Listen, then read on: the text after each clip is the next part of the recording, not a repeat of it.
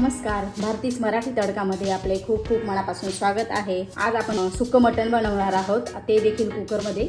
सुरुवात करायची आहे। आपल्याला मटण घेतलेलं आहे, छान स्वच्छ धुवून घेतलेलं आहे। आता आपल्याला मटणला मॅरिनेट करून घ्यायचं आहे।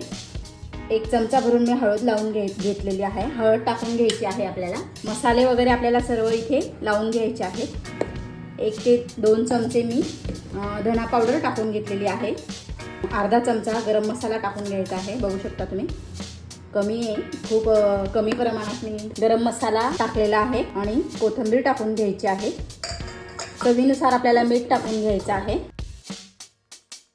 आणि अर्धा लिंबू आपल्याला पिळून घ्यायचा आहे। हे छान असं आपल्याला लावून घ्यायचं आहे मटणला पूर्ण।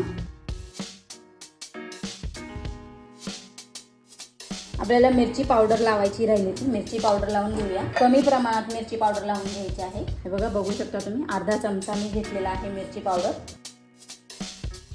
मटण आता जवळजवळ 20 ते 25 मिनिटांसाठी आपण बाजूला ठेवून घेऊया आणि बाकीची तयारी करून घेऊया। आता आपल्याला वाटण करायचं आहे। खोबरं घेतलंय मी, ओलं खोबरं आहे, अगदी कमी प्रमाणात घेतलेलं आहे आणि असं गॅसवरतीच मी असं भाजून घेतलेलं आहे। कोथिंबीरच्या कवड्या काळ्या घेतलेल्या आहेत, 20 ते 25 लसणाच्या पाकळ्या आणि 1 ते 1.5 इंच अद्रकचा तुकडा घेतलेला आहे। मला छान अशा या शंकेश्वरी मिरच्या आहेत, त्या आपल्याला पाण्यात भिजवून ठेवायच्या आहेत। त्याजवळ मी 4 लाल मिरच्या घेतलेल्या आहेत। या मिरच्या घेतल्याने छान असं मटण कोल्हापुरी सारखं सुक्कं मटण होणार आहे, त्यामुळे या मिरच्या आपल्याला लागणार आहेत। आपण आता हे छान असं मिक्सरमध्ये वाटून घेऊया।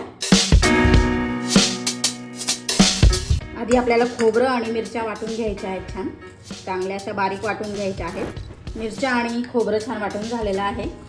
आता आपल्याला लसूण आणि अद्रक वाटून घ्यायचं आहे, बारीक पेस्ट करायची आहे। वाटण आपलं छान तयार झालेलं आहे।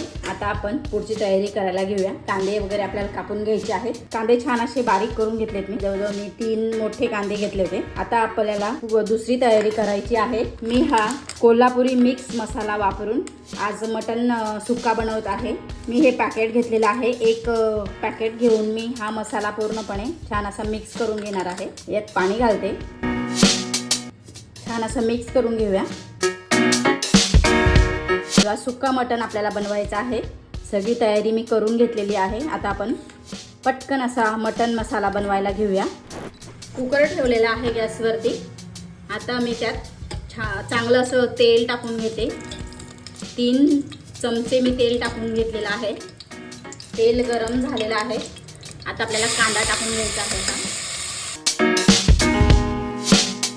कांदा छान आपल्याला मऊ करून घ्यायचा आहे।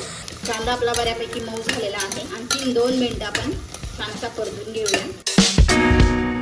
कांदा आपला छान असा परतून झालेला आहे। आता आपल्याला हे वाटण टाकून घ्यायचं आहे। वाटण आपल्याला छान असं आता परतून घ्यायचं आहे कांद्यामध्ये आणि तेलामध्ये। मटण आपल्याला छान असं परतून घ्यायचं आहे।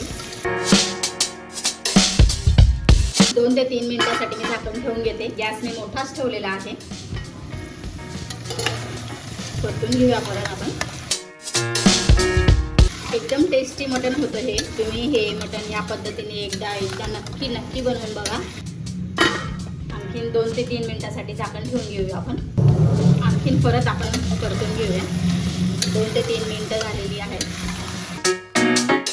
आता आपल्याला हा कोल्हापुरी मटण मसाला टाकून घ्यायचा आहे। मी पाण्यात टाकून ठेवला होता, त्यामुळे किती छान असा भिजवून गेलेला आहे तो मसाला। आता हा मसाला टाकून आपल्याला परत आणखीन चांगलं 7 ते 8 मिनिटं परतून घ्यायचं आहे मटण।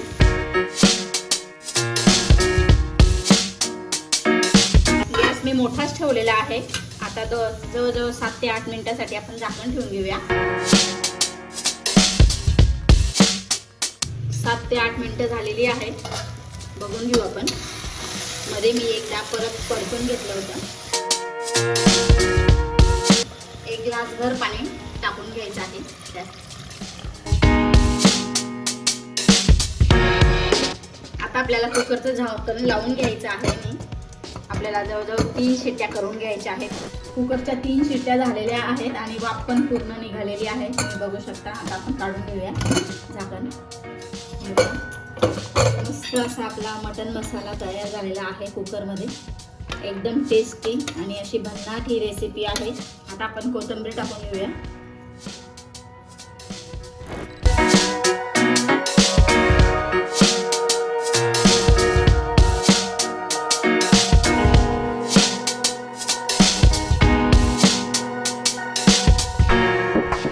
इतक्या सोप्या पद्धतीने आपण कोल्हापुरी मटन मसाला वापरून हा मटन मसाला बनवलेला आहे. नेहमीच आपण काळ्या वाटणातलं मटन बनवतो, पण या पद्धतीने एकदा ही रेसिपी नक्की बनवा. माझी रेसिपी तुम्हाला कशी वाटली कमेंट करून सांगायला विसरू नका. रेसिपी आवडली असेल तर लाईक करा, शेअर करा आणि सबस्क्राईब करायला विसरू नका. धन्यवाद.